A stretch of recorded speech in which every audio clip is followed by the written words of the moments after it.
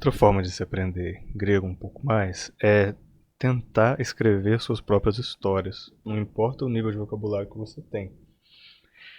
A gente às vezes não foca tanto nisso, principalmente em cursos universitários ou de grades escolares fechadas, que são um pouco mais limitados em termos de tempo.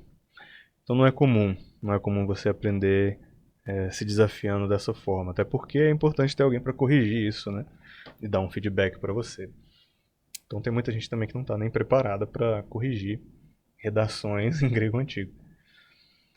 Mas a gente pode, com um pouquinho de tempo e com muita generosidade e humildade, tentar, né, uma historinha ou outra aqui e ali e encaixar isso no seu curso.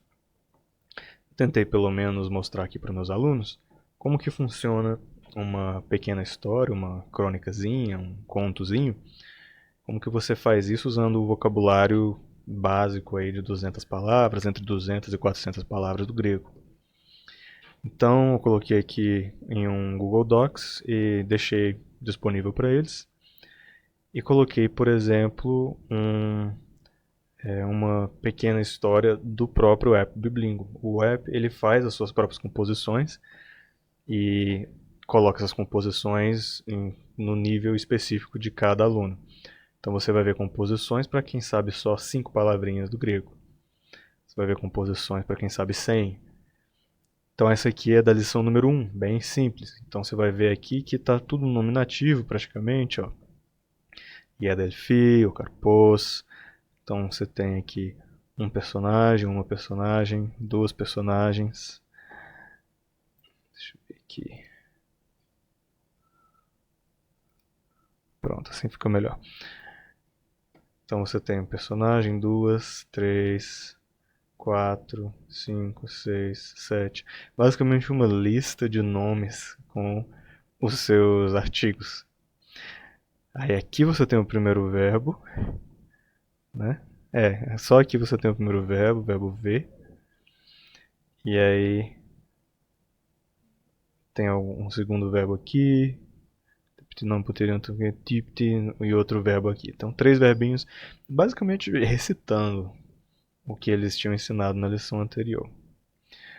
E aí a gente pode pegar esse modelo, então, olha, se tudo que você sabe fazer é listar um bocado de nomes, né? Vamos dizer que você só sabe nome de gente no grego. Aí você pega o nome de Paulo, de Pedro e de Júnia, aí você só sabe Pavlos, Petros e Junia. E aí você fala Pavlos, Petros e Junia, coloca lá, como se você estivesse começando uma frase. E assim a gente fez, ó. E começou, vamos lá, a gente sabe o pronome pessoal, né? O primeiro, da primeira pessoa. Aí você coloca ego, aí a gente tem o verbo que a gente pode procurar depois. Como que eu digo eu quero? Então, eu quero, eu θέλω, grafim diegmata. Aí você fala, como que eu diz escrever histórias? E aí você basicamente coloca quatro palavrinhas que significa eu quero escrever uma história ou histórias. E aí você vai, seja no Google, seja com a ajuda de um dicionário, jogando algumas palavrinhas aí e fazendo umas permutações e pegando um pouco mais de confiança nesse vocabulário. Aí, com o exercício, eu peguei a historinha que eu escrevi, joguei no Google Tradutor, que conhece grego moderno, não conhece grego antigo, e o Google Tradutor traduziu a história da seguinte forma: os irmãos é, imprimem frutos. Claramente ele entendeu errado o que eu estava querendo dizer com esse verbo imprime aqui. Mas ele pegou grande parte das informações e traduziu de forma correta. Então está falando sobre os frutos caindo na cabeça de alguém, está falando de um cavalinho e um, um bando de animais entrando numa tenda e comendo pão lá e tudo mais. Então foi um exercício interessante saber o que o Google entende daquilo que a gente escreve. Então, teste são só exercícios mesmo. Você pode praticar como um aluno meu praticou e ele fez um trabalho bem legal. Ele falou: olha, vou tentar escrever essa história com base nas lições do Biblingo até agora. Ó, Aí ele escreveu sobre esse homem, ou essa pessoa, né? Que, vamos dizer, age contra essa criança, o que essa criança, como que essa criança reage e tudo mais. Enfim, bem legal essa historinha que ele fez. E aí eu tentei corrigir e tudo mais, tentei entender um pouco quando não fez muito sentido, mas deve ter levado aí 1 hora, 2 para escrever tudo isso aqui. E as conexões que você faz na sua mente, cara, não tem igual.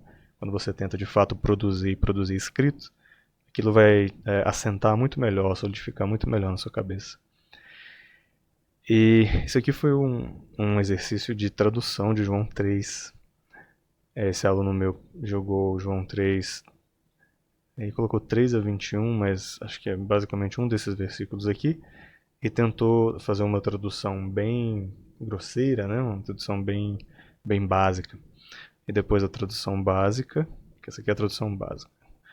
Aí depois ele tentou uma tradução polida, e aí comparou a tradução polida com a tradução bíblica.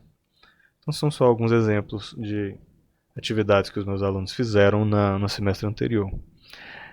Essa parte aqui é bem legal. Eu vou gravar um vídeo só para ela.